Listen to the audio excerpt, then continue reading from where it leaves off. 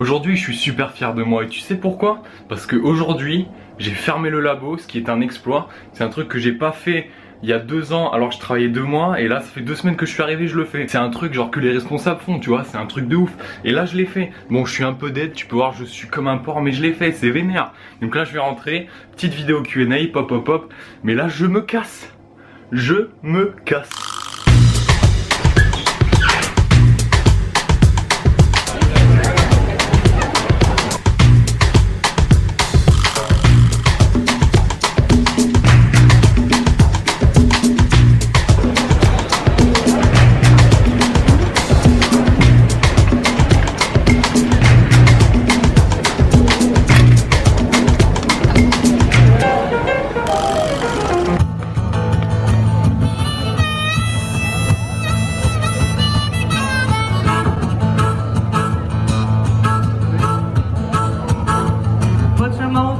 Up on my wall, pick me up when nobody calls.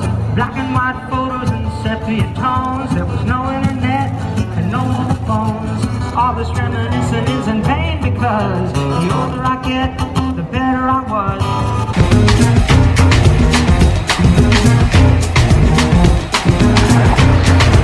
Je voulais juste dire aussi que il y a 2 mois quand je disais que je me rendais compte que ce DUT m'avait apporté des qualités et un certain savoir-faire, maintenant j'en prends vraiment pleinement conscience parce que là j'ai été vraiment lâché dans le labo, tu vois. Le labo c'est l'endroit où on fabrique les sandwichs sans rien, sans responsable et tout, ce que j'avais jamais fait. Donc il faut que tu laves tout, il faut que tu clôtures. Si on te relance des produits, c'est-à-dire si la vente a besoin que tu refasses des produits, il faut que tu les refasses et tout. Et là j'y suis arrivé, tu vois, et franchement peinard, j'ai fini à l'heure et tout. Et je sais qu'il y a 2 ans, au moment où j'avais pas fait toutes ces études d'organisation, de gestion et tout, eh ben je pense pas que j'en aurais été capable. Donc ça prouve que toute expérience est vraiment bonne à prendre. Ça, je crois que ça va être vraiment le fond de la pensée de ma chaîne YouTube. Toute expérience est vraiment bonne à prendre, c'est un truc de ouf. Hop, pardon madame. Ah, regardez qui voilà.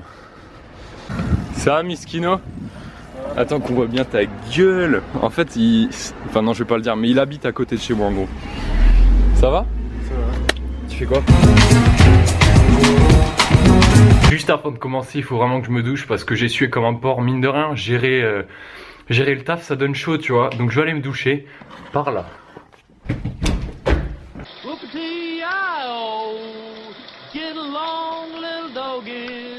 It's your misfortune and none of my own.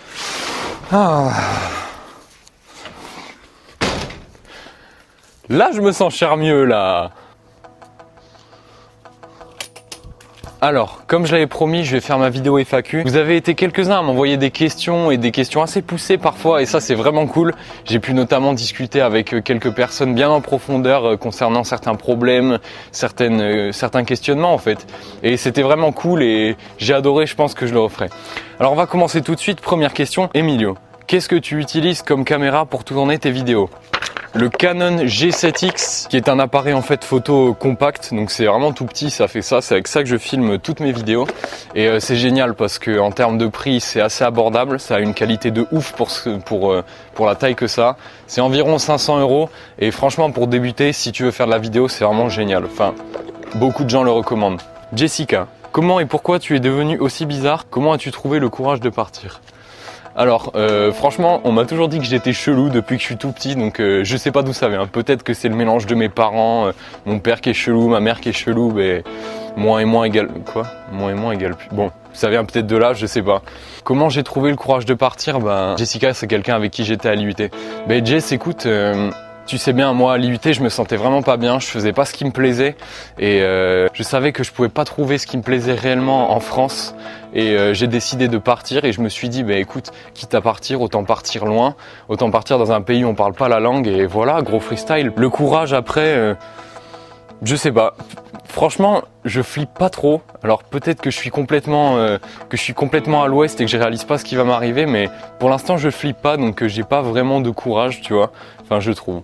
Elsa, tu n'as pas peur de partir loin de tes amis, de ta famille, et est-ce que ça te bloque pas un peu? Alors j'en parlais la semaine dernière avec un pote. Partir loin de ma famille et de mes amis, est-ce que ça me bloque? Non, pas du tout. Je suis pas quelqu'un qui a besoin d'entretenir une relation régulière avec mes potes et ma famille. On me reproche souvent, enfin ma mère me reproche souvent d'ailleurs de pas donner de nouvelles, ou des fois elle se demande si je suis mort. Elle me disait même des fois qu'elle apprenait que je revenais sur Bordeaux les week-ends grâce à ma coiffeuse, parce que je l'avais appelée la semaine d'avant pour prendre rendez-vous, tu vois. Mon vrai noyau d'amitié, je pense que voilà, ce seront des potes qui resteront à jamais, et par conséquent, la distance me fait pas peur. J'ai pas peur de les perdre, ou voilà, j'ai pas peur qu'il se passe quoi que ce soit. Pour ma famille, ça va être peut-être plus dur au moment où je serai parti, mais je préfère pas trop y penser, tu vois. Tu as fait quoi comme DUT? Alors j'ai fait un DUT Clio, en qualité logistique industrielle et organisation. Non plus, je savais même pas ce que ça voulait dire au moment où je me suis orienté. En gros, tu t'imagines l'entreprise comme une boîte. Tu as des fils qui rentrent, des matières premières, des produits, des composants. Par exemple, pour un téléphone, un écran, un haut-parleur, un clavier, tout ce que tu veux. Tu as des trucs qui sortent, le téléphone fini ou le produit fini. Et au milieu, tous ces fils, ils vont faire des nœuds, tu vois. Ça va faire plein de nœuds comme ça. Et nous, le job de notre formation Clio, c'était de justement organiser tous ces nœuds et faire que tout ce système entre ce qui entre et ce qui sort, ça fonctionne et que ce soit périn dans le temps, en fait. C'est périn ou pérenne? Je crois que c'est périn, je sais pas, mais que ça tienne, tu vois. Je viens juste de me rendre compte que pendant toute la vidéo, je dis Maëlys et pas Anaïs. Anaïs, si tu vois cette vidéo, je suis désolé. Je voulais pas du tout écorcher ton nom. Je sais pas pourquoi dans ma tête c'était Maëlys, donc voilà. C'est Anaïs, pas Maëlys. Encore désolé. Alors maintenant on va passer à la partie Maëlys de la Q&A. Maëlys, tu m'as posé énormément de questions sur le voyage sur l'Australie. J'ai vu que ça t'intéressait vraiment, on a beaucoup discuté, c'était hyper enrichissant. Quelles sont les démarches, quel est le budget, où je vais aller, comment, pourquoi, etc. Ce que je te propose, c'est que je vais faire une vidéo qui récapitule tout complètement. Elle sortira d'ici demain ou après-demain. Ça permettra d'englober vraiment toutes les questions que j'ai reçues concernant le voyage et de faire une seule vidéo là-dessus. Donc si tu te poses des questions, regarde la vidéo de demain ou après-demain, je répondrai à toutes ces questions. Je suis en terminale, est-ce que c'est normal de ne pas savoir ce que je veux faire?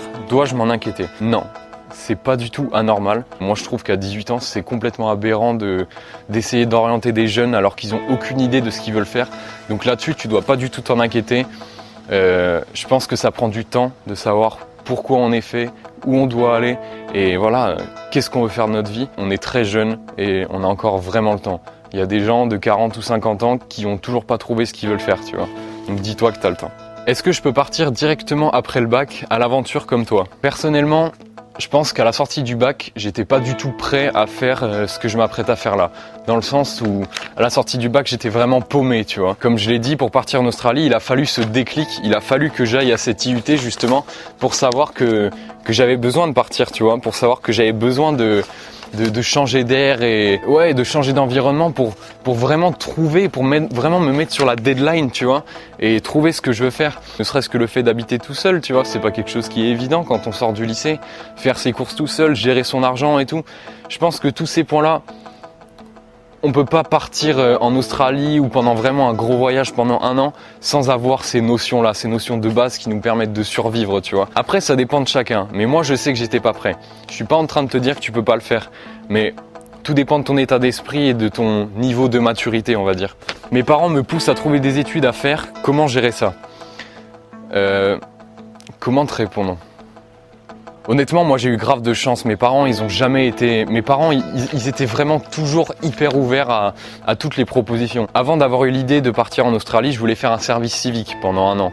Et aucun de mes 2 parents m'a dit mais t'es fou, il faut que tu continues les études ou quoi. Après, je sais qu'il y a vraiment beaucoup de parents et j'ai beaucoup d'amis qui sont dans ce cas-là, qui oppressent leurs enfants parce que eux-mêmes ils ont peur, parce que eux ils connaissent que ça pour aller d'un point A à un point B dans la vie et pour réussir. Et ben le lien entre les deux pour eux c'est les études parce qu'ils connaissent pas tout ça. Je pense que moi ce que je dirais à mes parents c'est que je comprends tout à fait leur inquiétude, je comprends tout à fait le fait qu'ils soient sceptiques par rapport au fait que j'ai besoin de partir et de me trouver un peu, mais si ça en vient à un point beaucoup trop oppressant, je leur dirais écoutez, c'est ma vie, je fais ce que je veux, faites-moi confiance.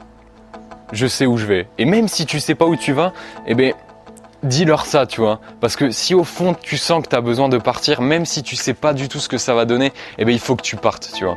Écoute pas les avis des autres, laisse pas les autres guider ta vie, même si ça vient de tes parents. Et je comprends vraiment que ce soit dur. Une question de Marie. d'autres projets que l'Australie et feras-tu un meet-up? Alors pour le meet-up je sais pas du tout parce que je pars en octobre et d'ici octobre c'est vrai que je suis vachement occupé. Honnêtement entre mon boulot, ma copine, mes potes, mes parents et aussi début septembre je ferai un voyage en Croatie donc je te le filmerai aussi. Je vais pas avoir trop de temps mais si vous vous chauffez à venir en Australie, à Sydney et qu'on se rencontre, ben ouais carrément pourquoi pas. Et l'autre question, d'autres projets pour l'Australie. En ce moment ma mère est en Slovaquie avec mes grands-parents. Ça c'est vraiment quelque chose que plus tard je veux vraiment pas perdre dans ma famille, c'est cette branche slovaque tu vois. Et pour moi c'est vraiment hyper important de garder ça. Je suis quasiment bilingue, enfin là tout de suite tu me demandes de parler, je galère un peu mais si je retourne dans mon bain, franchement ça revient vite. Donc voilà, après l'Australie ce que je pensais faire c'était faire un méga tour du monde. Et à un moment dans ma vie je sais que je m'arrêtais en Slovaquie pendant au moins un an. Mais là honnêtement je sens que je suis parti pour 2, 3, peut-être même 4 années de voyage et de découverte et de voilà de me mettre un peu sur la deadline et de faire tout ce qu'on peut faire à notre âge quoi. Et que tous les adultes que je rencontre me disent que voilà, ils auraient espéré faire ça, ils auraient espéré partir à tel endroit et tout. Et moi je veux pas me dire ça quand je serai plus vieux et donc c'est pour ça que je veux le faire maintenant. Donc ouais, méga tour du monde. Et voilà, c'est fini pour cette vidéo de FAQ. Franchement, ça m'a fait vraiment grave plaisir que vous me posiez toutes ces questions. Je pensais pas que j'en aurais autant, honnêtement, pour tout vous dire. J'en referai sûrement la prochaine fois. Je pense que les prochaines FAQ, je les ferai sur Instagram avec le hashtag, je sais pas moi, hashtag Egon, j'ai une question pour toi.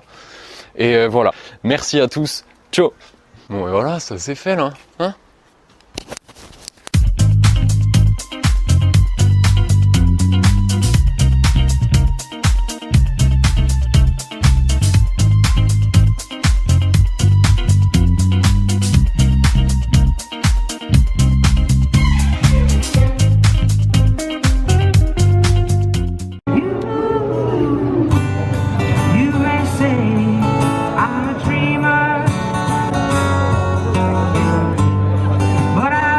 the old